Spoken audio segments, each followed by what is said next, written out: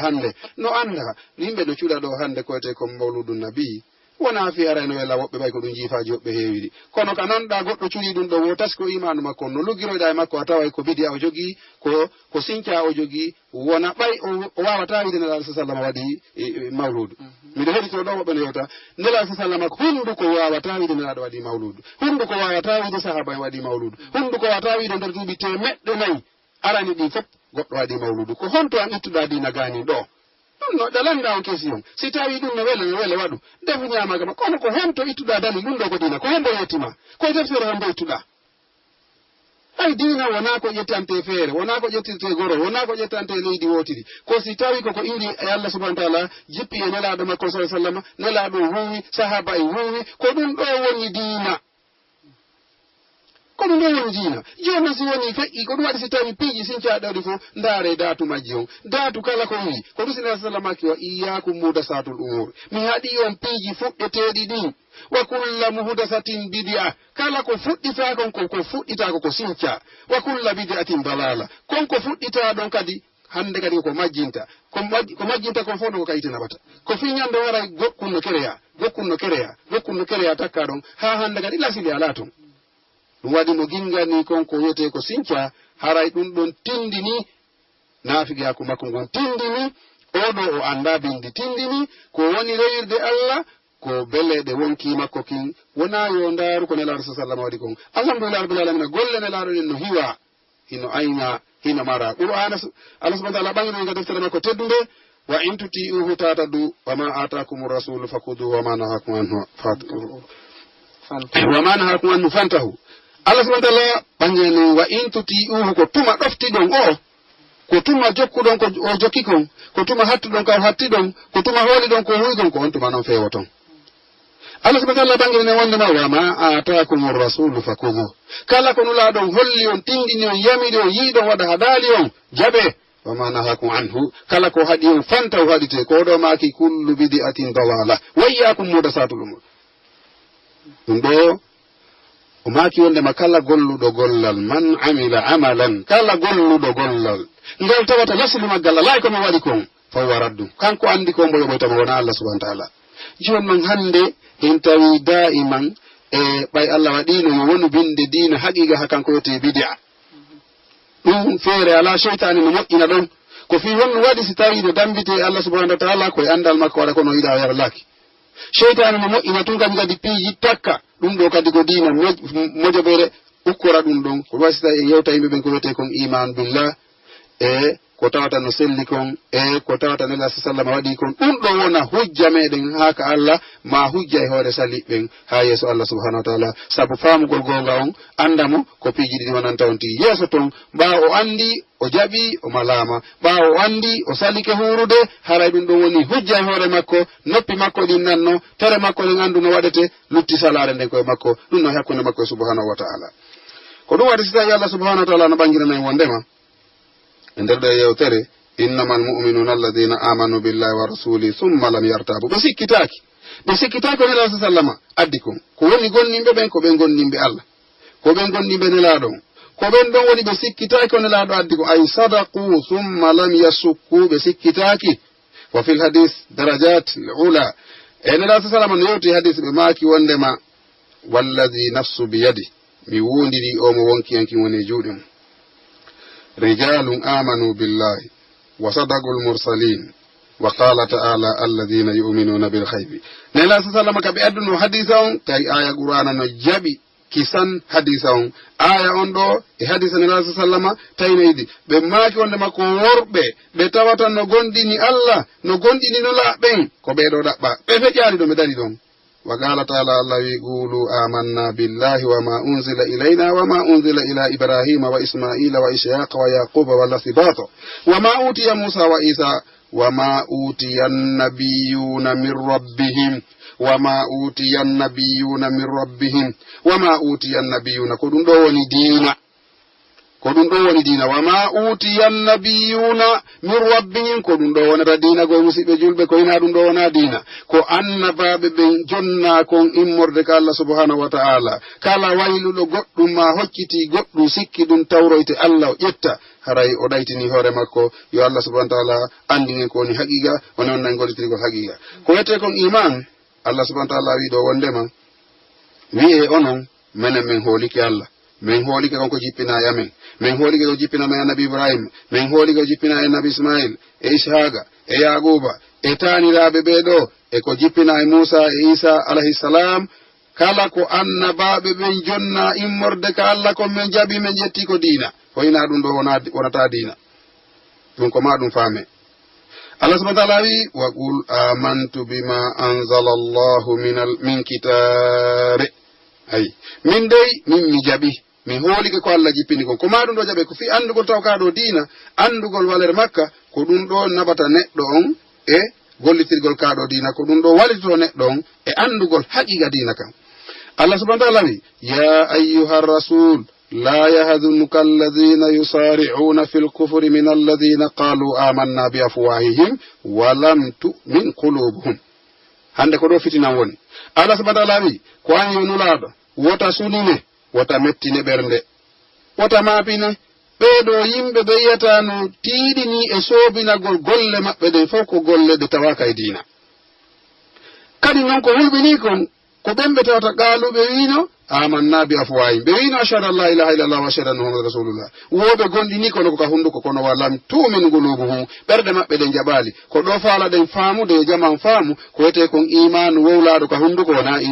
imanu wata wonde imanu fateman nafenaki ka ɓernde Allah subhanahu wa ta'ala wi ko wiyete nafiki kon alladhina qalu amanna bi afwahihim ɓen wi'uɓe ɓe kundule mum wi'i wonde ko ɓe gonninɓe kono walam tumin gondinani taha gulubuhum ɓerɗe maɓɓe ɗen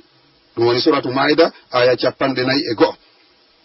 e jaka goɗɗo no wawi wolde konngol ka kene sikke ko gonɗinɗo tawa ɓernde nden ala ton ko ɗum wasi tawi ko wottande ko fi iman ko mayɓe ɓen sendidira iman mo tawata ko tere ɗen jeeyi iman mo tawata ko ɗengal ngal jeeyi iman mo tawata ko ɓernde nden jeeyi si o ka ɓernde to ala o ka koyɗe nafata o ka juuɗe nafata o ka ɗengal nafata hande kadi ko wonti tawdete e julɓe ɓen nafata saabu o yalta e ɗon tun o golloya golle keferaku ko ɗum waɗi si tawi ayiyay ɗo wiiɗo ko julɗo o naatita e julɓe ɓen ɓe juulaka juulirde o wujja ɗon paɗe woɓɓe o juulaka juulirde o wujja ɗon tappi hum o juulaka juulirde o wujja ɗon téléphone o juulaka juulirde o yaroya beere o juulaka juulirde o waɗoya zina o juulaka juulirde o yawtoya keerol o juulaka juulirde o tooña o hibba ƴiƴam o masimbina yimɓe oɗo ko ɓay o hoolaki si tawno o andino nde ɗo julde nde Allah subhanahu wa ta'ala wi inna salata tanha anil fasai wal munkar so anno wondema nde ɗo julde si nde juulirama nde juulite non tawi ko feŋide ka ɓernde wowlande ka ɗengal gollira juuɗe ɗen ɗum no timmi haray nde sakkinokemo e ɗum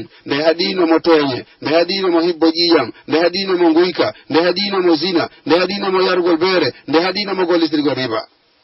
kono ɓayti o heɓani taw julde jaɓande bal o wonani taw gonɗinɗo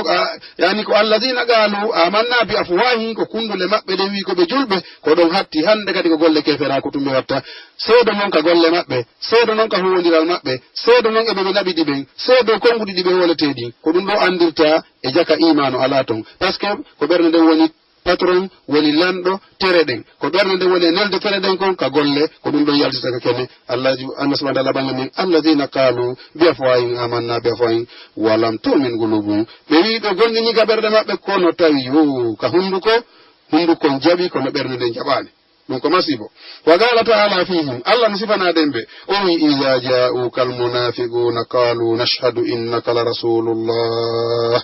wallahu yashhadu innaka la rasuluhu wallahu yashhadu innal munafiqina lakadibun ay si tawi tun woni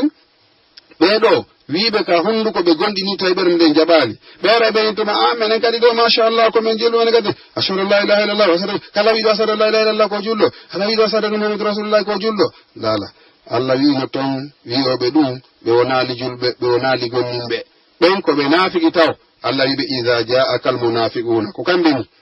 qalu ɓe wiya nashhadu innaka la rasulullah en fof ko en gotum haɗa en fof ko en julɓe machallah Allah wi ɓe wiya wonde ɓe gondini kono Allah no andi pelletti ko anulaɗo makko kono Allah no andi kadi pelletti ɓeɗo ko naafikiɓe ɓe fenay fu hunduko wowli ko alaka nder ɓernde ko yon faamu tun imanu mo alaka nder ɓernde ko on say neɗɗo wonta ka mbaadi makko ko kene a yew batte diina e makko kono kuugal ngal hay fusi a yiyata batte diina e kuugal ngal watta ne yila ko ɗo yimɓe ɓen pesete ko ɗum waɗi goɗɗo so tawi ko imanu ko gonɗinɗo Allah acce tu huwodiron so huwodiri a famaymo ka gollodal mum a saaniɗa bon ɓawnul lisani ko konngol ɗemgal ngal wa huwa nutugu bis sahadatayni ko woni kuugal ɗemgal ngal ko wowlirigol ɗengal ngal seedeji ɗin ashhadu an la ilaha illallah wa ashhadu anna muhammadan rasulullah ko ɗum waɗi so Allah subhanahu wa ta'ala wi qulu amanna wi'e men gonnini wa idha yutla alayhim qalu amanna bihi ay innahu alhaq si tawi tungo amen jangama maɓe ɓe namen gaddo joni fof koye julɓe ngo suratu qasas Allah wa qul yata ɓe wi'e amantu bima anzala Allah min kitabin wi'u dey min mi jaɓi ko jippina kon joni noon wi'ugol ngol ɗo konngol honto ɗum ɗo hollata ko kuugal ko ɗum so Allah subhanahu wa ta'ala wi wonnama illa man shahida bil haqqi wa hum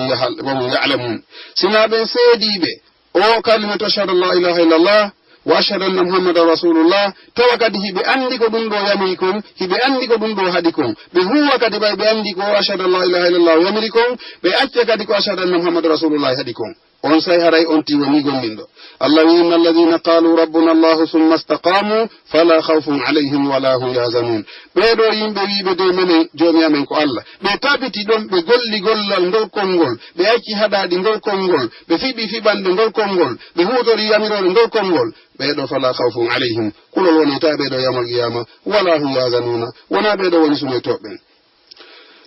magala sallallahu alaihi wasallam laado maki umirtum yanirama an uqatila an-nasa yomi habu yimbe ben hatta yashhadu hadu ya ashhadu an la ilaha illa Allah wa ashhadu anna muhammadar rasulullah hande kadi si odo mo'ini an ko woni hakkunde mon kon gasi si o mo'inali hakkunde makko e Allah no ton ko ka joddi andoyto asani dida bundu ba en wido al amalu bil lisani arten ka al amalu bil qalbi ko wete kon إيمان بالقلب وهو النية والإخلاص والمحبة والإنقياد والإقبال على الله والتوكل عليه ولزوم ذلك وتوابعه قال تعالى ولا تطرد الذين يدعون ربهم بالغداة والعشي يريدون وجهه لو كما فهم وندما إيمان وبرمن جيء كو إيمان هولا قول الله holo ko nelaaɗo sallallahu alaihi wasallam addi kon jaba ɗum weltora ɗum laɓɓinana ngal ɗo gollal lillahi wa fillahi fi yo Allah welto tawa kadi on tigi no yiɗi tawa kadi on tigi no fewtiti no jaɓi ko Allah subhanahu wa ta'ala yamiri kon himo holori Allah subhanahu wa ta'ala himo waɗɗiti kadi ɗum ɗo ɗum nawandema ko kompule wonde wattoto iman on o yaada mu wonde ɓorto o wallina wona ɗum hay wala wajimu e waɗɗitagol zalika ɗum wa tawabi'ihi e iwtirɗi ɓaawa ko iman noddi kon ko ɗum si Allah subhanahu wa ta'ala wi laaɗa makko on heyi ko an wota araɗo dey ɓe yimɓe noddayɓe joom maɓɓe bimbiye kiikiiɗe hiɓe faala yoyde yeeso Allah ngon ɓe si goɗɗo añi ɓe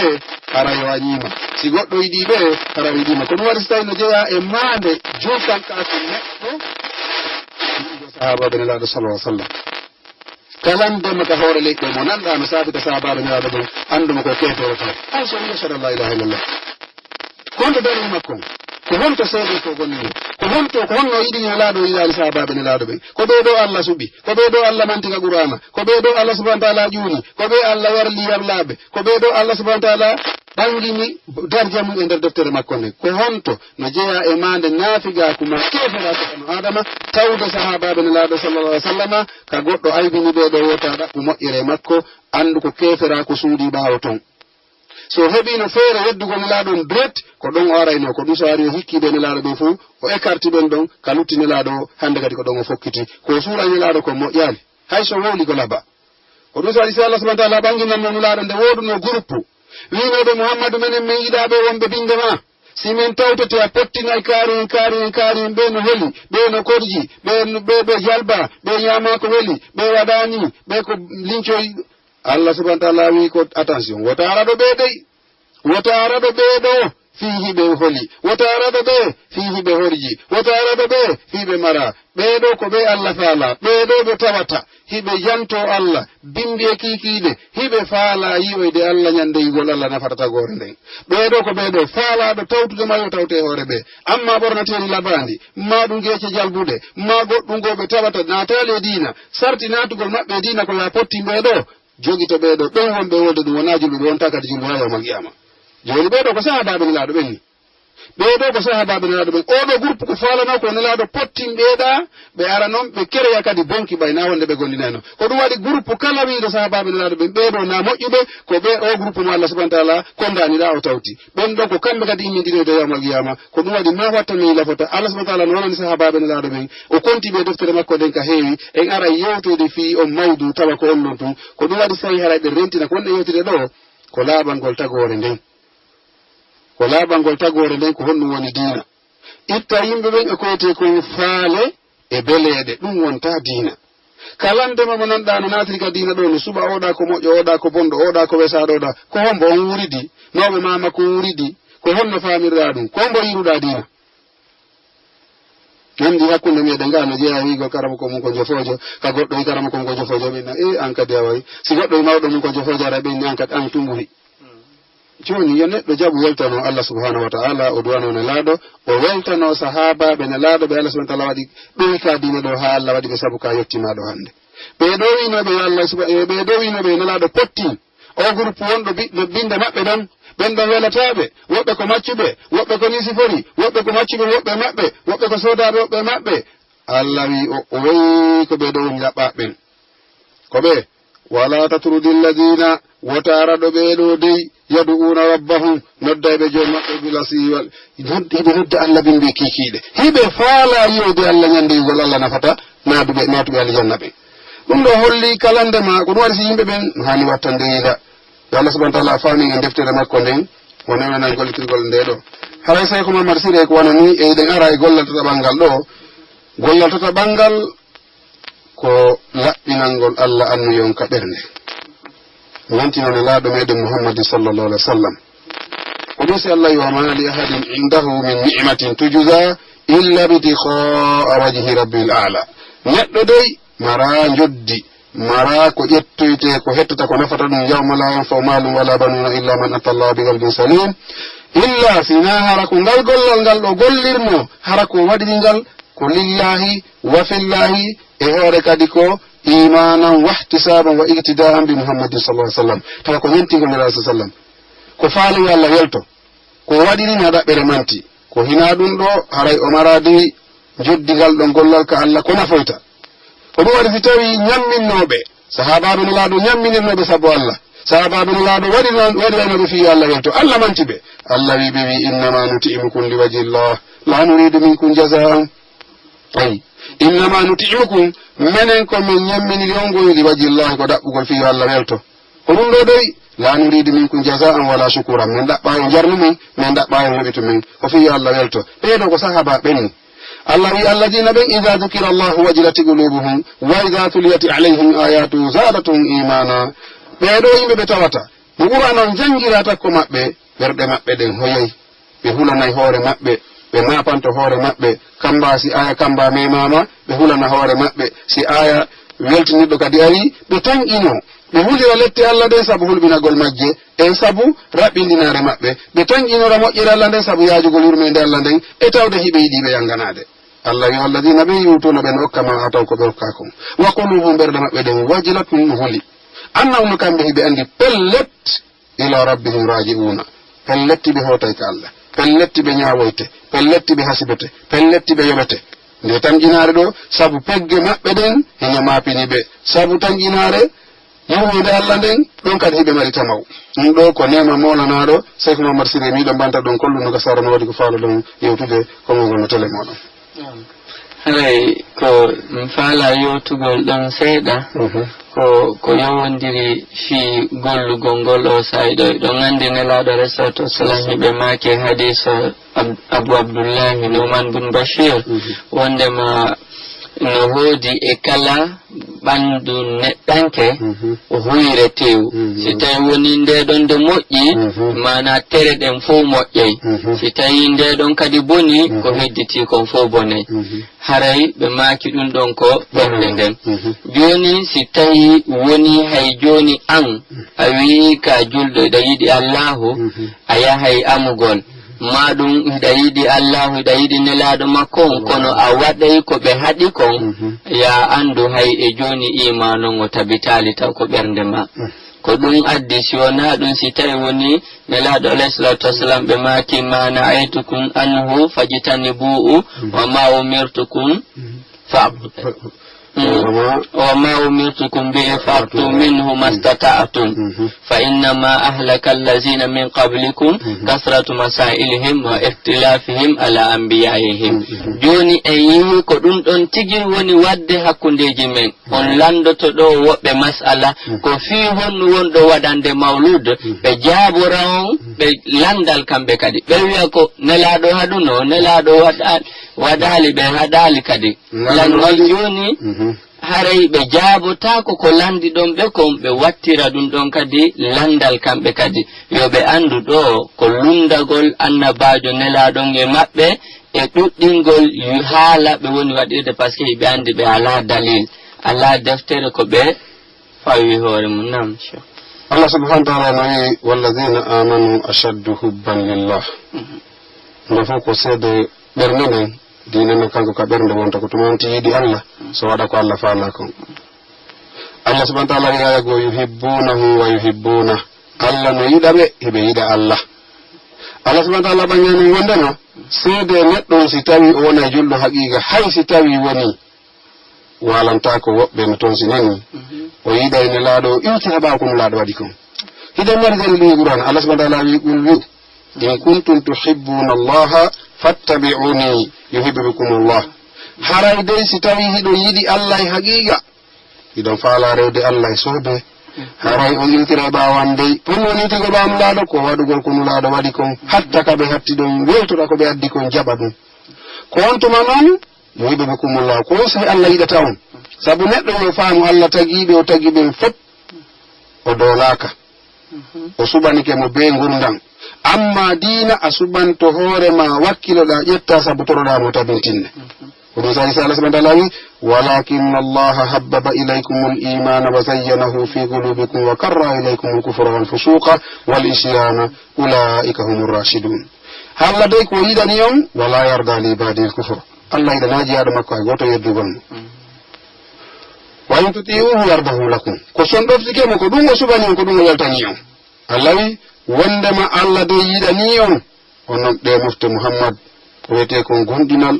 o cuɗi ɗum e mon o labinani on ɗum o wakkili on ɗum o yumon e ɗum ɗum yoni fi qulubikum ka nder ɓerɗe mon wa zayyanahu o cuɗi iman on honto ka juuɗe o waye ka koyɗe o waye ka gite o waye ka dengal o waye ko fi qulubikum ko ɗum waɗi ko ɓernde woni lasili diina ka nder ɓernde wa karraha ilaykumul kufra o añi kadi ku keferaku ta jooɗo ka iman jotono ɗon ka ɓernde wal fusuga e fasiga ko ɗum kadi ka ɓernde wonta wal isyani on sayno si ɓernde nde yedditere ɗen golla Allah wa man ahsanu dinan mimman aslama wajhahu lillahi wa huwa muslim ala fotay do moƴƴude dewal wawa on neɗɗo ƴettuɗo fiyake mo jonniti Allah hatti ko nelaɗo waɗi kon hatti ka nelaɗo waɗi ɗum weltori ɗum yiɗi ɗum teddini ɗum woni moƴƴuɗo moƴƴinowo e harawi ko ma yimɓe ɓen faama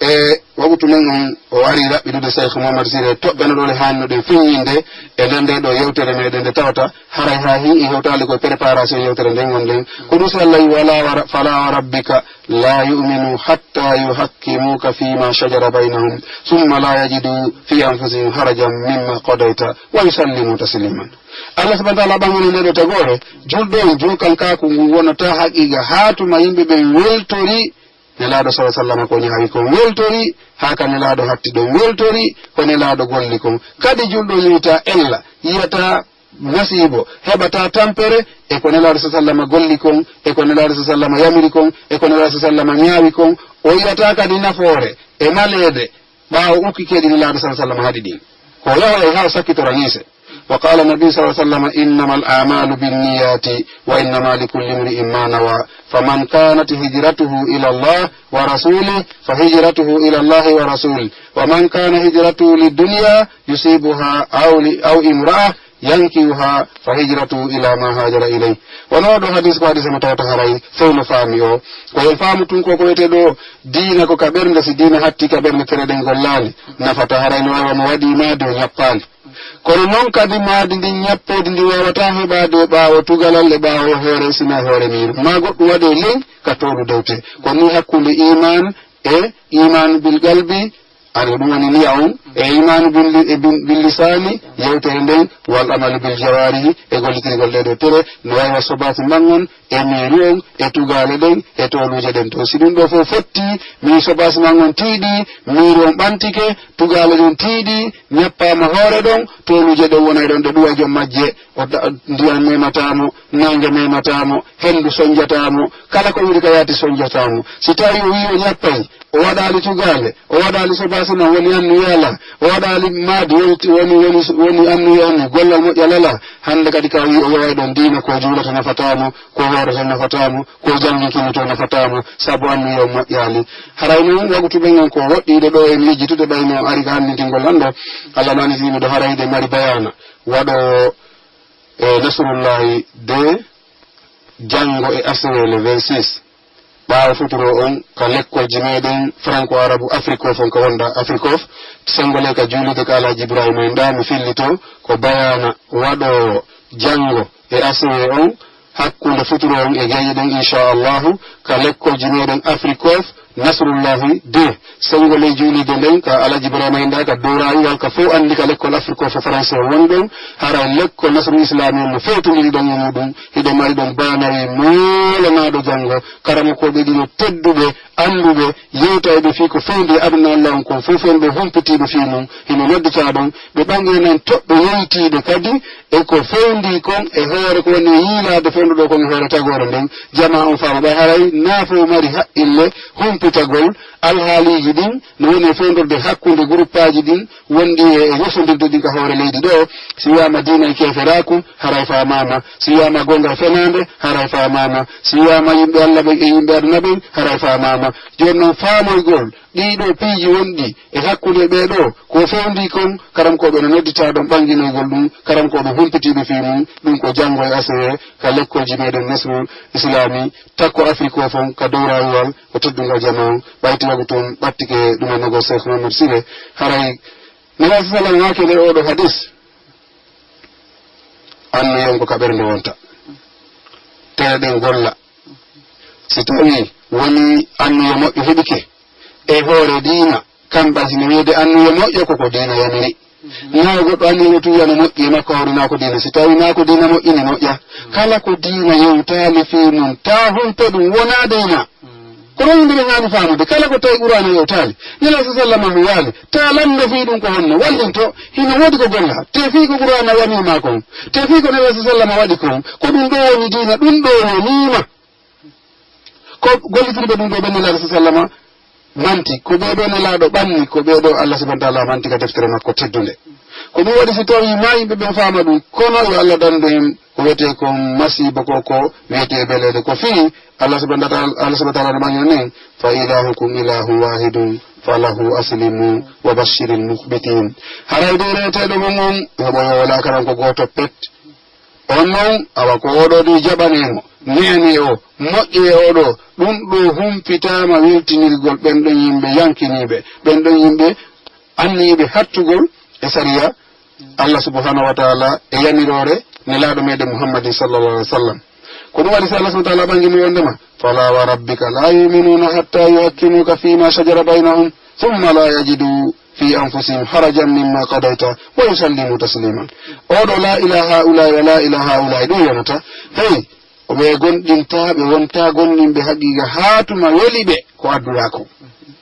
haatuma tawi koko ñawɗa kon hatta yuhakkimuka fima shajara baynahum kala ko yani ɓe nayilse ma jagala rasulullah sa sallam ko no nelaɗo ma ke ngallo gollal ko ɗon sagi gayyete nelaɗo huuloyi min jetti min jaɓiri sabu ɗum nelaɗo huwali min jettali ɓe gamirali ɓe yalno waɗe ɓe haɗali min faalaka na dina wonano dina on say wonayta dina janggo wonayta dina yawmal qiyama haray ko maɗum faame haray musidɓe julɓe tedduɓe hiɗen oɗo radio soleil 93.5 e ndeɗo ñalande teddunde ndeɗo jumare nde tawata haray ko jumare teddunde hajju miskinɓe ɓen hande kadi inchallah hiɗen wattodira ɗo e pehe ko wonde yewtodende ɗo ko laaɓal reedu ɓangingol kaɗo diina ɗum ɗo nanda e coñci ɗin nanda e modèle cuuɗi ɗin nanda e modèle otoje ɗin nanda e modèle mebuji ɗin ka cuuɗu tawa kono faaliɗoɗa waya hay damanɗoɗa ko faalaɗawo ɗum naton diina ko immorde Allah subhanahu wa ta'ala immorde nelaɗo meɗen Muhammadin sallallahu alaihi wasallam tippude e ko sahaba en golli ko ɓay ko ɓen ɗon famirten diina yo weli mo mettata ko sahaba ɓen famirten diina tabi'ino en famirten diina hikkuɓe ɗon famirɗen diina hikkitiɓe ɗon famirɗen diina ha hewtinoɓe meɗen ɓe yo Allah fewnu yaafoɓe yo Allah subhanahu wa ta'ala yafana ɓe faljereji maɓɓe ɗi ɓe mari yo Allah subhanahu wa ta'ala enen kadi yo Allah newnan en gollogol ko yiɗi o yarli o yaaforaɓe sabu koɓe famini en diina kon o yaaforaɓe sabu koɓe yangani diina kon o yaaforaɓe sabu koɓe tampani diina kon o yaaforaɓe sabu koɓe hirani diina kon o yaaforaɓe sabu koɓe heewi tawhiidi kon yo Allah subhanahu wa ta'ala yurminmawɓe men ɓen o yaafoɓe o yarloɓe wuuruɓe maɓɓe e faatiɓe maɓɓe yo Allah fottunen enen e maɓɓe firdawsil ala wona kelɗere ma andinma diina ko kelɗere woɓɓe goo tinnare ma no seeɗa no tawa kono haray ko ɗum waɗi so tawi yejjitangol ɓeeɗo haray ko hunde hulɓininde hunde nde tawata nde yaada e sariya hunde nde tawata hinde lundi no hani wonirde noon haray toɓɓere nayaɓere nden ɗo ko amalum bil lisani wal jawari ɗengal ngal e tereɗen no kafi golle joni noon fa amalul lisani ma la yuaddi illa bihi ka tilawatil qur'an golle ɗengal ngal wono janngugol wono jantagol inde Allah wono subbum hinnagol wono yettugol Allah wono wigol la ilaha illallah wono wigol la hawla wala quwwata illa billah wono wigol astaghfirullah ko ɗum ɗo woni golle ɗengal ngal amma golle tereɗen ko yahugol wono salligagol yawgol ka hurgo laɓɓintinnora juuɗe ɗen yalta jantora ɗengal ngal huwira tere ɗen yani salligo yaha ka juulirde ɗum ɗo ko golle juuɗe ɗum ɗo ko golle koyɗe ɗum ɗo ko golle gite ɗum ɗo ko golle turoɓanto ka ruku e ka sujuudu e ka tayya ɗum ɗo ko golle tere ko ma ɗiɗo hawtita golla ko ɗum waɗi so tawi banadaman o wata wonde ɓaawo gandal ko wiyete gandal ko banadama wata ko gurna makko ɗan fof koye gandal woni seede mum so immike taw o ɗani Allah nananimo o ɗanike fuɗɗoɗen ka o fini ɗon o finay o janto e inde Allah yimmagol makko himo hato jina ƴettugo satordeki san yaha ka hurgo ɗon himo landa jantagol inde Allah taw ka o fini ɗon himo landa jantagol inde Allah ndemo ɗo yaw ka hurgo ɗum ko andal landi himo landa ko honno laɓɓinorta ka hurgo ton ɗum ɗo ko gandal landi himo landa ɓaawo yalti yettugol Allah waɗa du'a he waɗeteɗo ɗon on ɗum ko gandal landi himo landa salligagol ɗum ko gandal landi himo landa juulugol ɓaawo o gawni salligade ɗum ko gandal landi himo landa janngugol Qur'an himo landa jantagol inde Allah ɗiɗo fof wawata wonde so ñamay o wiya bismillah so gawni o wiya alhamdulillah ɗiɗo fof gasata wonde ka ɓornagol conci ko wana noon jantagol inde Allah no toon ka ɓortagol wana noon jantagol inde Allah no toon ka jooɗagol jantagol inde Allah no ɗon ka immagol jantagol inde Allah no ɗon ɗiɗo fof ka waalagol jantagol inde Allah no ɗon ka yaltugol ka suudu jantagol inde Allah no ɗon ka naatugol ka suudu jantagol inde Allah no ɗon ka naatugol ka juulirde jantagol inde Allah no ɗon ka yaltugol ka juulirde jantagol inde Allah no ɗon ka naatugol ka marse jantagol inde Allah no ɗon du'a no toon ko honno neɗɗo wawiri wuurde ko majjuɗo janggaade haray ɗiɗo piiji ko fametedi gurna neɗɗon ko yowiti koye hoore gandal ko ɗum waɗi wawata wurude yondinagol hara jogitaki ko koyeteɗo gandal neɗɗo faalaɗo alijanna neɗɗo mo tawata haray ko anduɗo koyete ko neɗɗankaku ko ɗum ɗo Allah subhanahu wa ta'ala ɓurdiɗini hakkunde bani adama o e kulle luttukoy koy haray faymen hiɗen annitinna oɗo bayana wonɗo wadde Afrique of janggo e ACW hakkunde futuron e gueƴe ɗen inchallah nasrullahi de ka lekkolji men ka wowa waɗede dak Afrique of kabinde rayuwal ko teddugal jamanu Cheikh Mouhammad Siré miɗo banta kollum no gasa ɗon waɗi kalima watton ɗo ko no gasa mintaji men ni ko raɓɓiɗiɗi ka no kaga montorɗa haray ko fi toujours andintingol ko yowodiri fiyo ɗon bayana ɗon jeli nini yimɓe ɗuuɗuɓe no tawata no humpiti ko woni kon feƴƴude nini ko aduna men woɓɓe kadi hare ɓe humpitaki hare ko ɓurtugol encourage gol ɓe arugol ɓe humpito ɓe yeete ko honnu woni feƴƴude ko saare men par ce que ɗo nini ko wurɗen ɗo eɗen andi koko portoɓɓen yeeti en yo ko ɗum ɗon anduɗen ko ɓe wolle yo ko ɗum yiyeten